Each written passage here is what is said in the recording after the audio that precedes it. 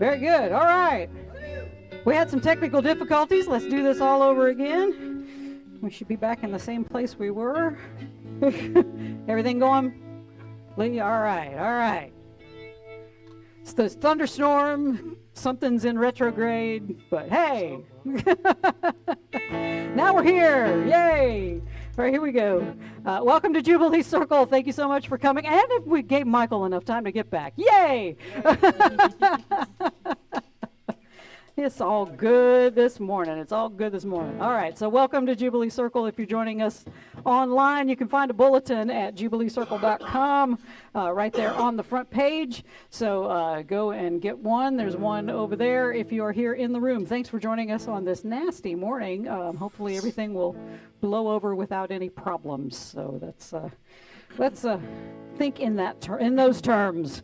So good morning and welcome. Whenever you guys are ready.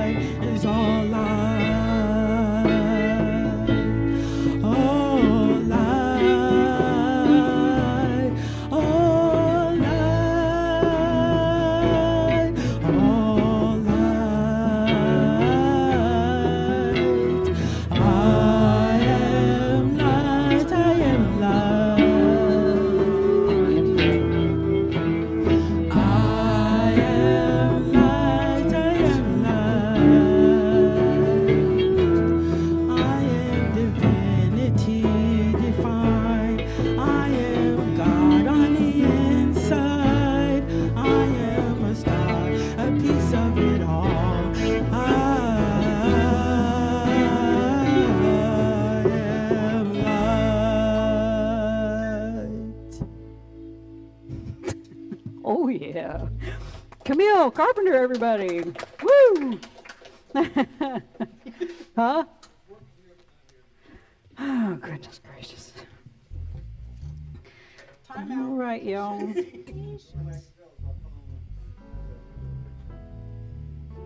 Thank God for the spirit that allows for time out.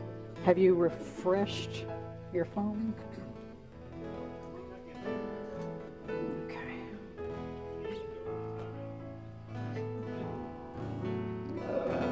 How do I get to, well, okay. When is it there a good time for it now? Is it? I mean, seriously. Even when you first wake up in the morning, you could be like, you know what? I could use a few more.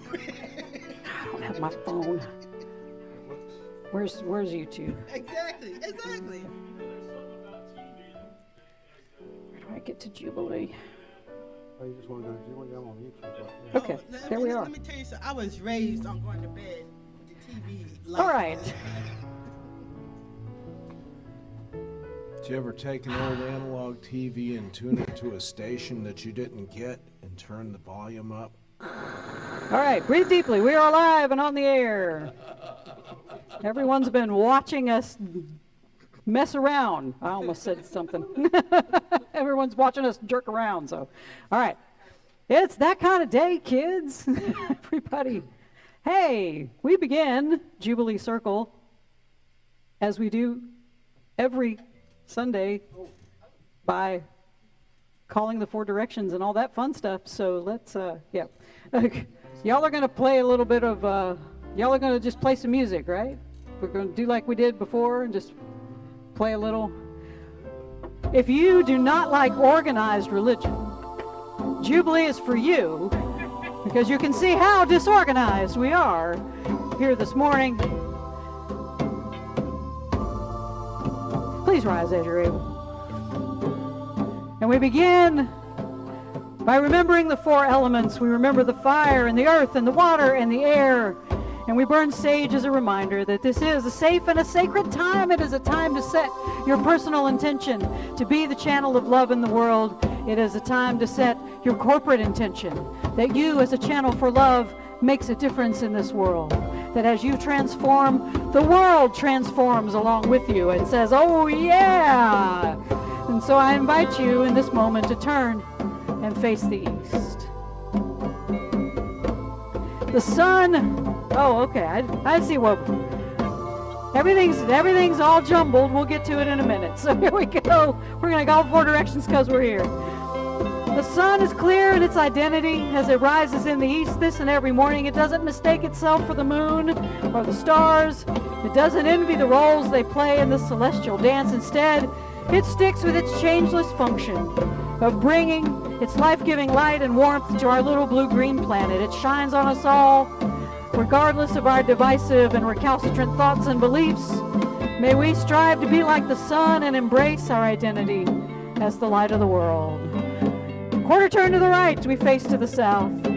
The south doesn't waste time wishing it was some other season. Instead, it leans into its function to bring the heat and humidity of the summer bearing down on the earth, providing the conditions needed to bring forth the summer harvest and provide the perfect conditions for those bugs and other creatures that we call pests to come alive. May we be like the sun, the south, and allow the heat of our passion to encompass the world. Quarter turn to the right, we face the west. The west, too, it stays in its lane. It welcomes the rising of the stars and the receding of the light for yet another night.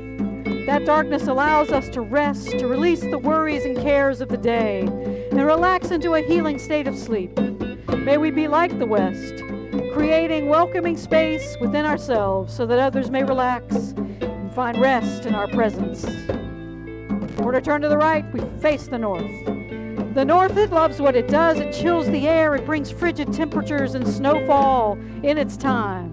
Without that sense of season of frozen ground, the seeds that bloom in the spring would not have a chance to germinate and be ready to poke their heads up in their time. So may we be like the north, recognizing the barren times in our own lives as offering us the time to go within so we can bloom in our own time. And as we turn back toward the center, you're going to find a bunch of folks who have assumed a lot of different identities over the years. son, daughter, wife, husband, friend, lover, enemy. We change our identities like underwear in this world. But let us remember this morning, Jubilants, within these changing bodies lies an unchanging spirit, a higher divine self that remains a steady center of love and peace, whether we recognize it or not. So this morning, I invite you to touch that center of love and peace and let it tell you who you truly are. You are the light of the world, Jubilants, and just knowing that alone should make you say, oh yeah. All right. Let's get all saged up here. We could use it this morning. Maybe the technological gods. Lee might need a stiff drink, but sage, everybody. Okay, so this is going to make sense in a minute. The four directions make sense if I start at the beginning and not sort of jump into the middle of where we are. We are continuing our Via Creativa theme of practicing resurrection. And that just means that we're going to learn the art of practicing being present in our daily lives, living in ways that demonstrate we understand nothing in this world can destroy the truth of us, that we are the light of the world. We're created in love and peace and joy, and we just strive to live that way into our truth every day. Now, because we're human beings, at some time or another, we've experienced an identity crisis. I mean, that's what midlife crises are all about, right? You suddenly realize you have not been living the life you intended. This is not my beautiful house. This is not my beautiful wife. I mean, that's what that song is about. So you buy a sports car. Lee, you buy a sports car. Two of them. And a boat. You divorce your spouse, you quit your job. Suddenly you question everything you've believed or done, thinking you missed out on something important. And our ego just loves an identity crisis after identity crisis because it keeps us on the treadmill of seek but do not find. That divorcee with the nice car and no job is going to find out that their new identity may not be all they dreamed about either. And then they're off in search of a new one. I'm not talking about you this morning. I really am not. Sorry, man. But we all have this idea of who we're supposed to be. But where does that come from? It's given to us somewhere from outside of ourselves. The media, the culture, it defines success. It defines what our bodies should look like, what kind of house or career or spouse we ought to have. If we're not measuring up, we've chosen wrongly. We need a new identity. What if, though, we got it all wrong? What if our identities here in this world are just like the costumes we're trying on? What if it's not really who we are? What if we're not made of the shifting, changing image of the ego and instead are created in that image of love which never changes because it's the only thing that's real? What if we could reclaim our changeless identity and practice the resurrection of who we truly are? And what if I told you I can help you with that today?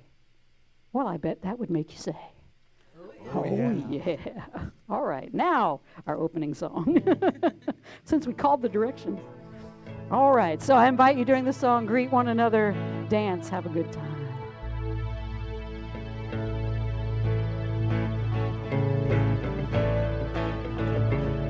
And I won't take from you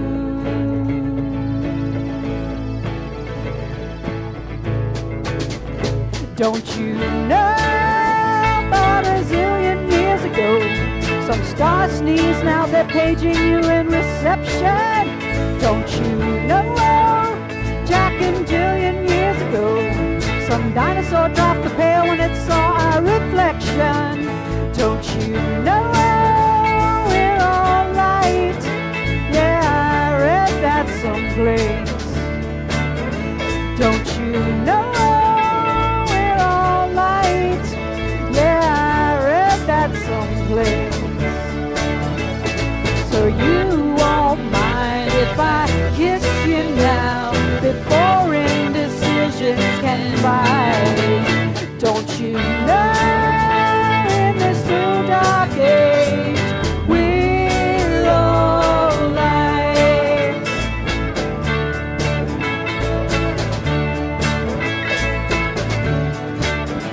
Don't you know about your fingertips away? There's a universe of atoms that think you're real something. Don't you know just a couple of lips away is an evolutionary being fused to inside heads are jumping. Don't you know we're all light? Yeah, I read that someplace. Don't you know we're all light? Yeah, it's a bumper sticker someplace. So you won't mind if I kiss you now. We may hear the angels recite. Don't you know in this new dark age we're all light? And I won't take from you what you can't take from me, and I'll leave nothing here that you can't use on your trip. I won't take from you what you can't take from me, and I'll leave nothing here but love and milk aplenty for your tea.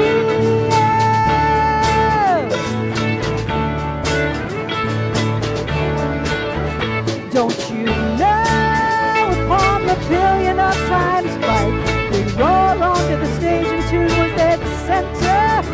Don't you know Buffalo Billions raised his sight, he's picking off the whole herd as soon as we enter. So you won't mind if I kiss you now, and maybe come on in for the night. Don't you know in this new dark age we're all light? We're all light.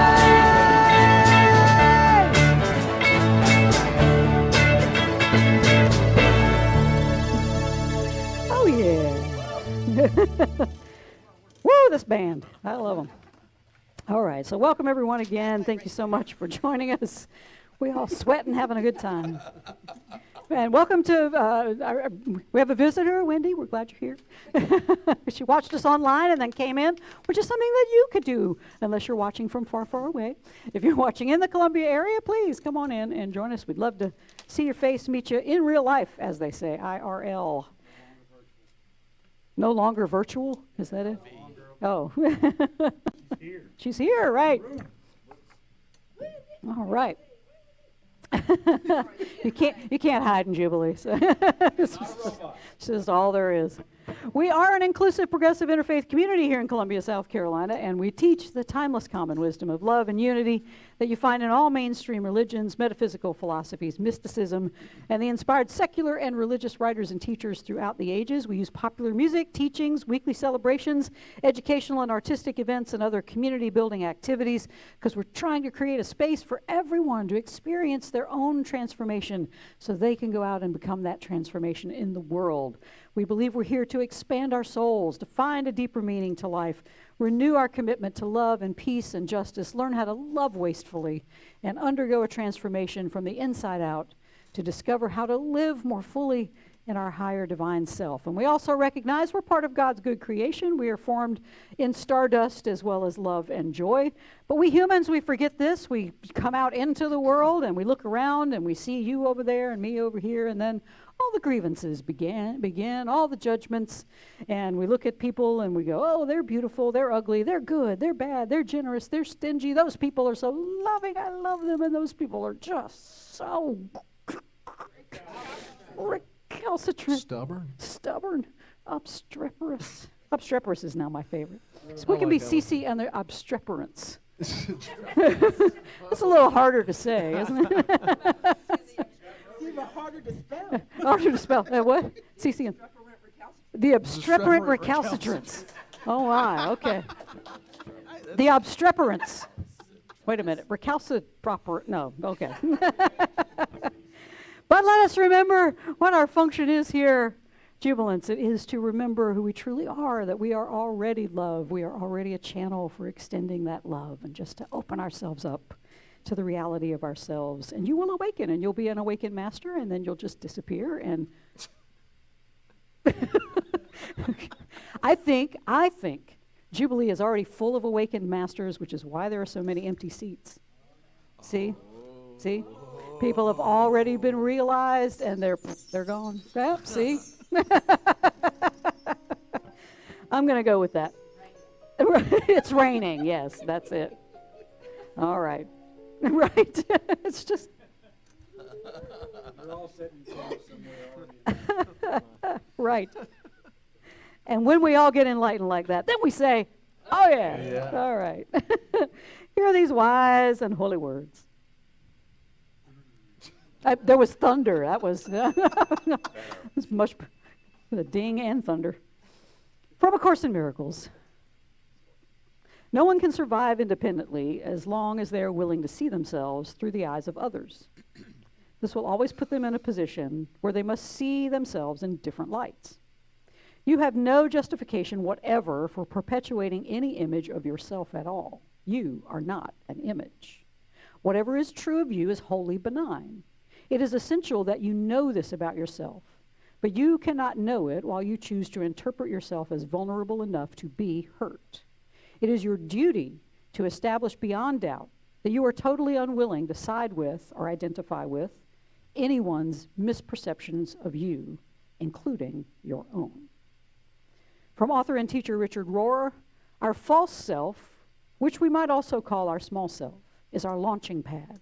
Our body image, our job, our education, our clothes, our money, our car, our sexual identity, our success, and so on. These are the trappings of ego that we all use to get through an ordinary day. They're a nice enough platform to stand on, but they are largely a projection of our own self-image and our attachment to it. None of them will last. When we are able to move beyond our false self at the right time and in the right way, it will feel precisely as if we have lost nothing. In fact, it will feel like freedom and liberation. When we are connected to the whole, we no longer need to protect or defend the mere part. We are now connected to something inexhaustible. To not let go of our false self at the right time and in the right way is precisely what it means to be stuck, trapped, and addicted to ourselves. If all we have at the end of our life is our false self, there will not be much to eternalize. It is essentially transitory. These costumes are all accidents largely created by the mental ego. Our false self is what changes, passes, and dies when we die. Only our true self lives forever. I've always said Richard Rohr teaches the Course. He just doesn't know it. Maybe he does, but he's bringing the Course to Catholic theology. It's great. From author and teacher Arie Nguyen, you are not what you do, although you do a lot. You are not what you have collected in terms of friendships and connections, although you may have many. You are not the popularity that you received. You are not the success of your work. You are not what people say about you, whether they speak well or whether they speak poorly about you. All these things that keep you quite busy, quite occupied, and often quite preoccupied are not telling you the truth about who you are. I am here to remind you in the name of God that you are the beloved children of God, and that God says to you, I have called you from all eternity, and you are engraved from all eternity in the palms of my hands. You are mine, you belong to me, and I love you with an everlasting love. These are wise and holy words. All creation is holy word. All creation speaks volumes of the holy. Hallelujah. Let's stand and sing. And this is a song we're going to sing through this whole VIA, this Rickie Byars I Release. And I want y'all to sing along and let us, it's a sing along. We'll sing it the first time through just to get you guys the tune, and then you can sing with us. We go. 1, 2. I release and I let go. I let the Spirit run my life, and my heart is open wide.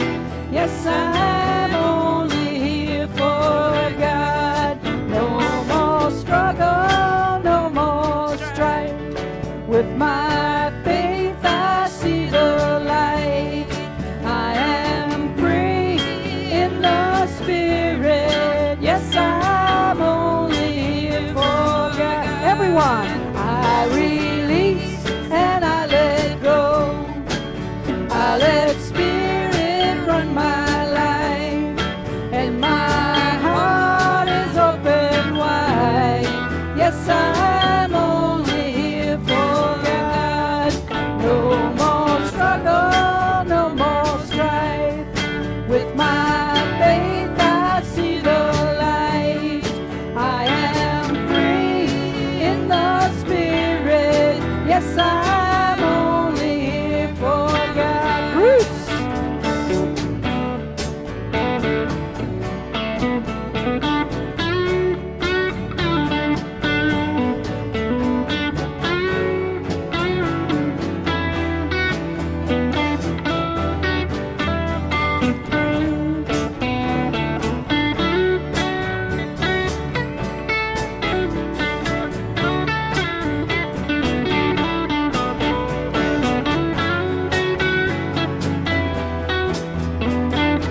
Here we go.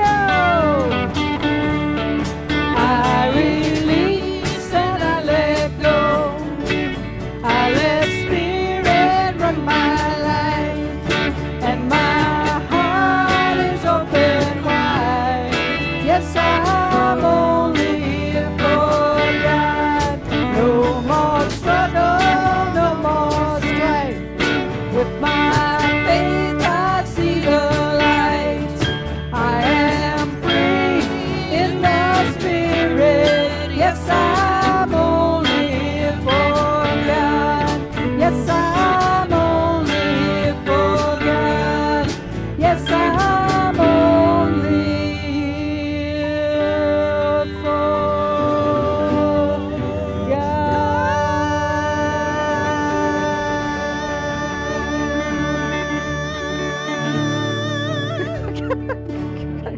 Go, Camille. All right.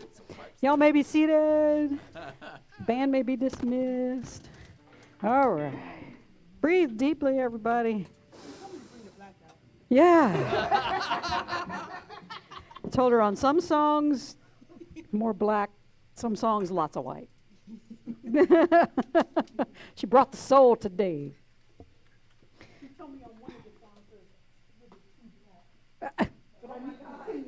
No. Right. Right. Yeah. All right.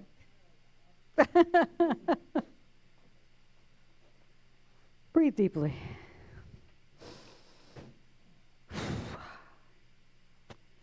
Buddhist teacher Tara Brach tells the story of an Austrian woman who was named Clara. She was impregnated by her uncle, and she later married this man after his wife died. They had 4 children, but 3 of them died soon after birth. The 4th one was very sickly, and she obsessively nursed him for 2 years. She was also obsessive about having a spotless house, and she lived in constant fear of her husband's beatings. Her son, not surprisingly, grew up exceedingly fearful. He's afraid of everything. He's afraid of microbes, of germs, of dirt. He feels the very blood in his veins is dangerous and fears it's going to bring about defects and feeble-mindedness because of his mother and the incest. He's afraid of gossip about his incestuous family. He never has children. He's afraid of tainted blood. He's terrified of cancer, which took his mother's life. He's afraid of moonlight and horses, of snow, water, the dark, of judges, of Americans, of old men, of poets. So the question is, how can someone live with so much fear? Well, here's how he did it. He seized on one all-encompassing explanation for the existence of sin and disease and for his failures. It was not a weakness in his parents, in his blood, or in his mind. He was faultless. He could not change his china blue eyes, but he could hang the world they saw. He would identify the secret source of every evil and root it out. He would free Europe of pollution and defilement. Only health and purity would remain. Are such grim and comic facts significant or merely interesting? Here's another. The doctor who could not cure Clara Hitler's cancer was Jewish.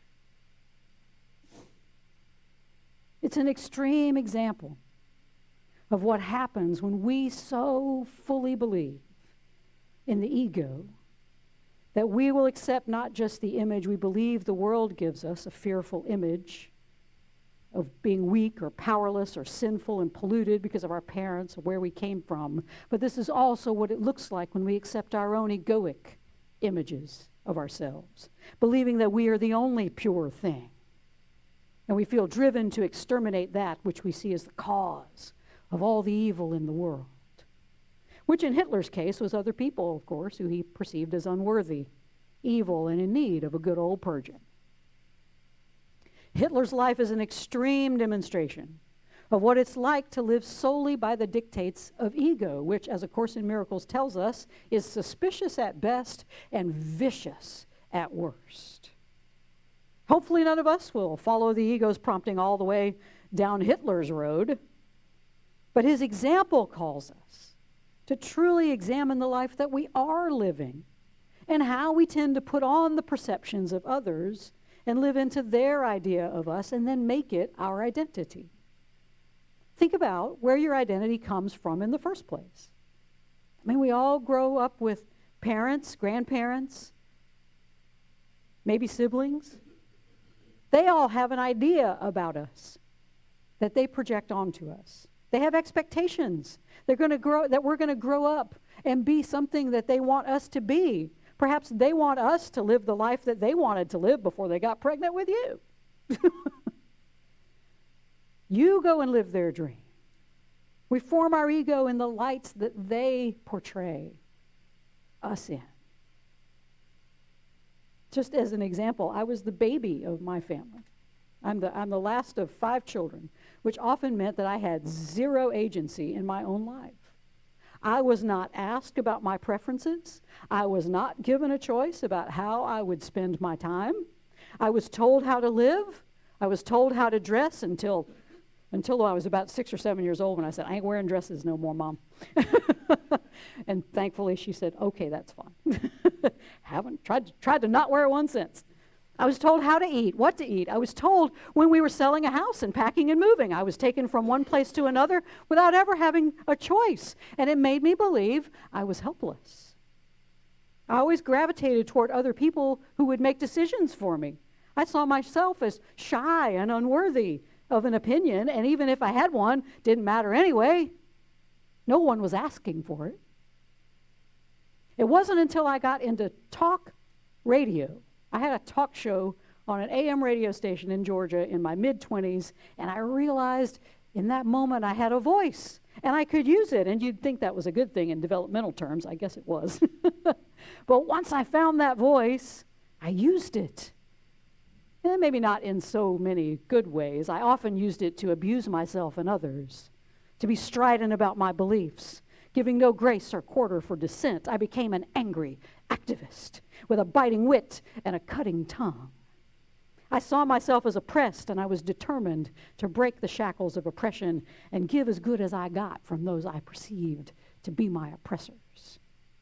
I guess that's better than living into the idea that my parents and school had implanted in me that I was stupid or invisible or helpless. But my ego had gone from being suspicious to vicious, and I was happily going down the path with it. But if you consider the trajectory of your own lives, you may see some similarities. You're given an identity by your parents, for good or ill. You're given an identity by your teachers, your mentors, your partners, your friends, even by your enemies. You take them in, and you build that identity. You build your ego around it. You believe these identities to be true, even if they're sometimes contradictory. You act this way around some people and this way around another group of people. It's like you can't decide who you are. I'm stupid in math. I really am. You don't want me to add 2 numbers. You really don't. It's going to be wrong. But I'm brilliant in English. I'm a lousy handyman, but I'm a good writer. I'm a good speaker. And in one moment, I can feel dumb as dirt, and the other superior to everyone I see. That's the viciousness of the ego, because it keeps you in competition, constantly comparing yourself, and most always either coming up short in some areas or exceedingly well in others. Just as Hitler did, we live with so much fear. We're afraid that somehow somebody's going to find out we're a fraud. We don't know what we're doing. But here's the good news this morning, Jubilants. You aren't anything that anyone, including yourself, has projected onto you as an identity. The thing we walk around with as the identity is what Catholic theologian Richard Rohr calls your false self. Now, it's not inherently bad in and of itself, but it's just not who we truly are. It's simply what he calls our launching pad, or what A Course in Miracles might call our curriculum. That launching pad, Rohr writes, consists of our body image, our job, our education, our clothes, our money, our car, our sexual identity, our success, and so on. These are the trappings of the ego that we all use to get us through an ordinary day. They're a nice enough platform to stand on, he says, but they're largely a projection of our self-image and our attachment to it. None of them will last. Everyone in this room has changed identities over the years. I've changed mine. I've healed that anger. I've become a more loving and generous person, I like to think. That's my projection of me. Hey, who knows? But that's part of the false self too, especially if I begin to take some egoic pride in it and begin to compare myself with others and use my perceived spiritual progress to pump up my ego. Now I'm special because I'm all spiritual and stuff, right? In this moment, I've just seen myself in what A Course calls a different light. It's all the same illusion. It's just another version of the false self. No one, A Course says, can survive independently as long as they are willing to see themselves through the eyes of others. This will always put them in a position where they must see themselves in different lights. You have no justification whatever for perpetuating any image of yourself at all. You are not an image. But how can that be, you may wonder? I mean, Genesis in the Bible says we're made in God's image, right? So we got to have an image. Have you ever looked at that Hebrew word before? Image. It doesn't describe the image we think we see in these bodies. The word means phantom. Image is an illusion. It's a phantom. The image we think we have, that we call the image of God, isn't real. It's not who we truly are. Because that image can change. It can be seen in different lights at different times of our lives. What we truly are is the likeness of God that is unchangeable. We are formed in the image of love. The only thing that's true. Whatever is true of you is wholly benign, A Course says. It is essential that you know this about yourself, but you cannot know it while you choose to interpret yourself as vulnerable enough to be hurt. It is your duty to establish beyond doubt that you are totally unwilling to side with anyone's misperceptions of you, including your own. And Jubilants, we all misperceive ourselves. We all think that we are something that we are not. Whatever we have made as our identity, that seemingly solid thing that we believe we are because it has been shaped by our past and we perceive that it cannot be changed, it's not who we are. We're like children trying on costumes. We fully believe that we are the characters we're playing. That's why when we change and become some other character, it's painful because we believe we're shedding an identity that is real. It took me a long time to get out of the costume of an angry person. It took years. I believed my anger kept me safe and that it would help me end the oppression that I felt, the oppression that I saw in the world. It was difficult to let go of because I thought letting go of that anger meant that I would just become squishy and ineffective and, people would just run over me. Fine, oppressor, just oppress me. Fine. Help, help, I'm being oppressed. For all you Monty Python fans out there. But here's the cool thing. As soon as I really did give up the anger, I got so much more than I perceived that I had lost. When I moved from fear to love, the things that were valuable to me as an angry person, they lost all their luster. I didn't want that anymore. I don't want to go scream at people. I felt the liberation Rohr talks about when he writes, when we are able to move beyond our false self at the right time and in the right way, it will feel precisely as if we have lost nothing. In fact, it will feel like freedom and liberation. When we are connected to the whole, we no longer need to protect or defend the mere part. That's our little identity, our ego. We are now connected to something inexhaustible. To move out of the false self, though, it takes awareness. It takes willingness. We've got to be willing to look at our past patterns of identity and become aware of how and where they have made us so fearful.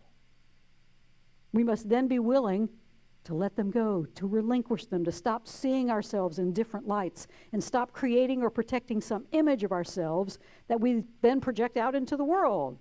We have what a course calls an authority problem, because we believe, and a lot of New Age philosophies teach this, but we believe we have created ourselves.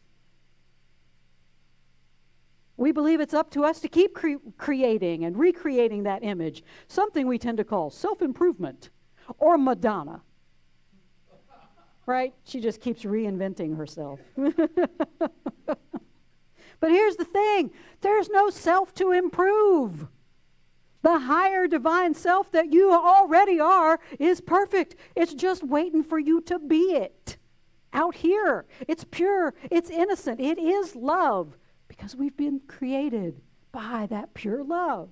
As author Henri Nouwen reminds us, we are not what we do. We are not the friendships and connections that we have created. We are not our popularity. We're not our success. We're not our work. Sorry, Madonna, that's not who you are.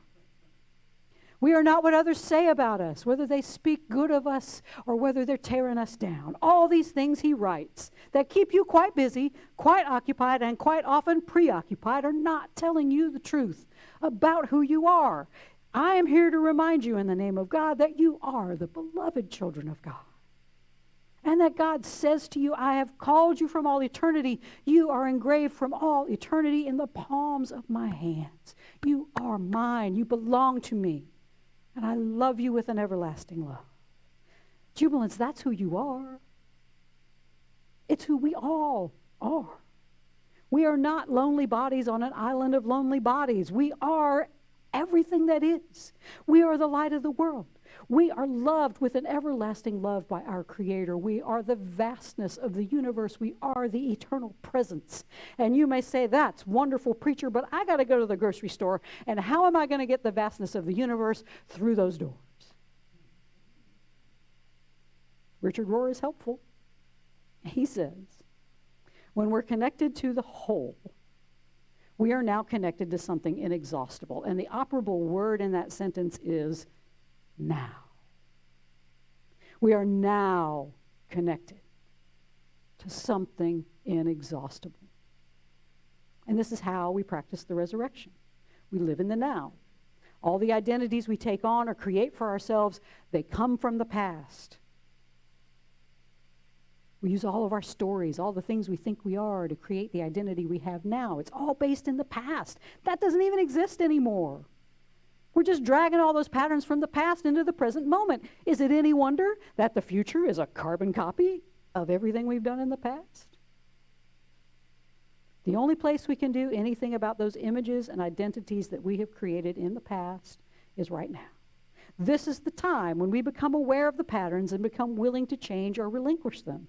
We created those patterns to keep ourselves feeling safe, to get others to love us and accept us. And when we can recognize these patterns of identity that we've adopted, whether they came from parents, teachers, or even ourselves, then we can realize that they don't have to dictate how we feel, how we act, or how we identify in this moment. A Course says there are only two emotions we can ever feel, and that is fear or love. So every moment becomes about identifying where you are. In this moment, are you in fear or are you in love? Are you offering crucifixion to yourselves or others? Or are you practicing resurrection, which simply means, are you walking around in who you truly are? not an image from the world, but as the holy beloved child of God, seeing nothing else around you but holy beloved children of God. That's what it means to practice the resurrection jubilance, to be constantly asking yourself, how can I be the love? How can I be the peace, the joy, the compassion, the healing in this situation? And it's not up to you to do it. You ask Holy Spirit. There's a lesson in the course that says, tell me what to do. Where am I to go? Who am I to talk to? What am I to say? You be my guide. It's turning it all over to the Holy Spirit and saying, in this moment, what would you have me do? What would you have me say? What would you have me be? And sometimes what happens is Holy Spirit says, not one thing. I don't have anything for you to do. And so you stay silent, or you speak what you feel coming from you. Revelation usually comes out of the blue, when you think, oh, how do I know it's real guidance? Well, usually it's like, I didn't think to say that. It just came through me because you're being open. Because you know you are a holy, beloved child of God, and so is everyone else. Are you going to do it right every time? No. I can assure you that you will not. Or you will disappear because you will be that fully enlightened being. But the more you practice resurrection by being the love and light of the world, the shorter your detours, your egoic detours are going to be. I'll give you an example, all right? This is how it works in the Course says to turn over every moment to the Holy Spirit, the minutest of decisions, no matter what. So here is an example of turning over just a small thing that could have become a big thing if I had not said, hey, Spirit, tell me what to do. As I was writing this sermon, I was coming near to the end, and Beth was in the other room talking on the phone. And I found myself following her into the conversation, and I couldn't focus. I couldn't come back and write the end of the sermon. So I felt myself becoming irritated. I'd written all the sermon up until now. I knew that being irritated, though, and acting from that place was not going to be a loving response. I could have given in to the egoic image of myself as an irritated person, along with the egoic image I had of Beth of being rude and inconsiderate, right? But then I became present. I became present in this moment. And I realized that's not the truth about either of us. So I asked again, Spirit, what is the loving thought? What is the loving act here? So I decided to put in my earbuds, because I was listening to Tara Brock's podcast, and I had to listen to a little bit more of it, but that didn't work. I couldn't pay attention. I couldn't do what I needed to do. So I asked again, what is the loving thing to do in this moment? And out of the blue, this is what I heard. I heard, go take a shower. Now, this made me happy, because I'd been in my pajamas all morning writing, and I love showers. Also, like many people, I do my best thinking in the shower. In fact, the rest of this sermon came to me while I was naked. Sorry, you don't need that image, but there it is. But by refusing to believe any image of myself or Beth that was not loving, I accomplished a lot of things. I avoided an argument and hurt feelings by asking Beth to be quiet or to move to another room. I avoided feeling irritated and thinking less of myself or of her. And I successfully put into practice what I'm trying to teach you right now. You are not any image of this world or yourself. Whatever image the world or you puts upon yourself, that's not who you are. You are the beloved children of God. Imagine the world today if Adolf Hitler had been able to believe that not just about himself, but about everyone he saw in the world. If Hitler could have looked in the mirror and said, I am a beloved child of God, no matter what happens. And everyone else is too. Imagine the world. You want to prevent future Hitlers from giving into their fear and following their vicious ego? This is what you do. You go to the grocery store as the vastness of love and all that is.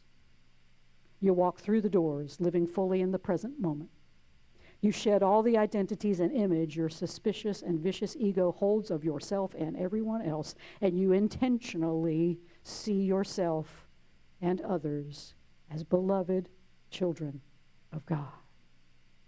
The vastness of the entire universe buying milk and eggs and bread. When you can do that, you will not see bodily identities around you clogging up the aisles, getting ahead of you in line, delaying your progress. Instead, you will find yourself surrounded by light, by love. And if you can walk around knowing that they are love and you are love, then all you see, all you speak, all you think, all you feel, all you do will be from love. Because you will be in the now, and that's all that exists in the now. And who knows? Since all minds are joined on that spiritual eternal plane, maybe, just maybe, if we walk around practicing resurrection of who we really are, maybe all that love that we're pouring into the world in every moment will wash over even the most Hitler-like among us until they too will have their fearful identities just fall away and love will overtake them as well. And when that happens, Jubilee, oh, that's when the whole world gets to say, oh yeah. Oh. Breathe deeply.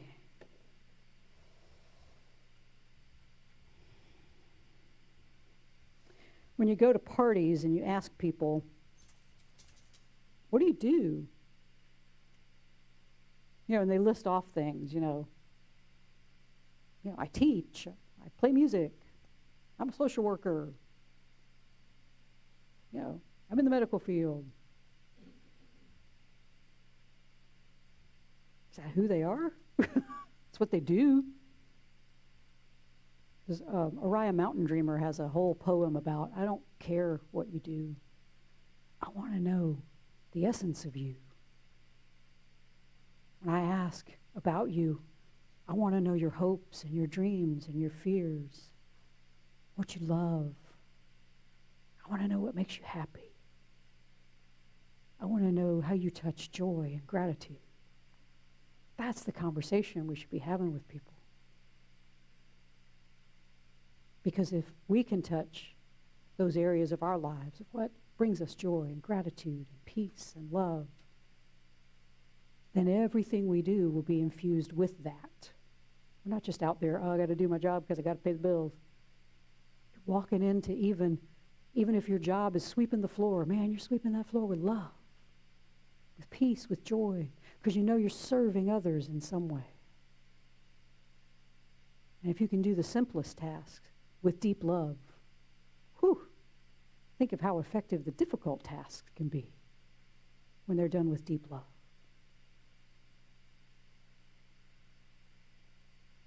The ills of the world are not cured with anger. Course in Miracles says there is never any reason for anger. Because anger is fear. And how much more fear do you want to put in a world that was built on a foundation of fear? You want to do that? It's about love. It's about walking around this world remembering that everyone you see is a beloved child of God. Even if you disagree with them, even if on some level here in this world you are working to end the pain that they cause in the world, do that, yes, but do it from that place of love, not from that place of anger. And you will be far more effective. Who are you this morning, Jubilants? Who are you? What identity have you adopted? If it is anything, if it is any identity that is not pure love, it's not who you are. You can take that costume off and walk around in the pure love that you truly are.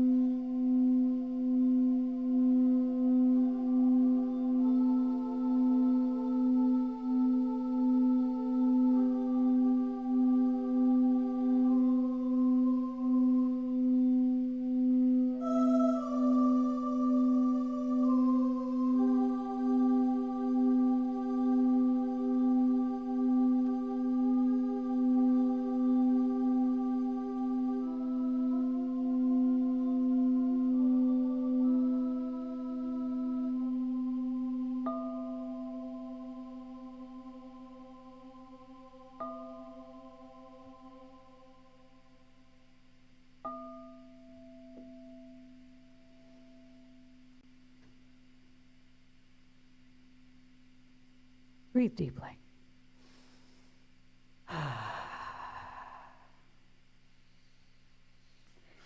One of the ways we express love in this world is to support the communities that help us to come into that transformation, that give us the tools and the lessons and the ways for us to remember who we are. And we want Jubilee Circle to be that place. And so we ask humbly for your support, and we thank everyone who has supported us in the past and continues to support us. And we'll pass this basket around so folks in the room can support us in this way. And if you are out there on the YouTube, you can support us by going to jubileecircle.com. And on that page, there is a button that says donate, and it will take you to a page that will put you either on Venmo or PayPal, and you can pay that way. You can give us some support. You missed one. So thank you so much for all of your support, for all of your ongoing support. If you'd like to write checks, you can write a check and put it in the mail to Post Office Box 4611, Columbia, South Carolina, 29240. And thank you so much for all of your love and support throughout these years. And we're going to say goodbye to our folks on the YouTube right now. And we will see you. Sorry about all of the problems on the YouTube today, but thanks for sticking with us, and we will see you again next week. And remember, if the only prayer you ever say your entire life is thank you, it will be enough, as Meister Eckhart says, because when you're in gratitude, you are in the now, because that is all you see, because you are in that place of love. So say thank you a lot this week and put yourself right in that present moment. And when you're there, all you'll know to say is, oh yeah. See you next week.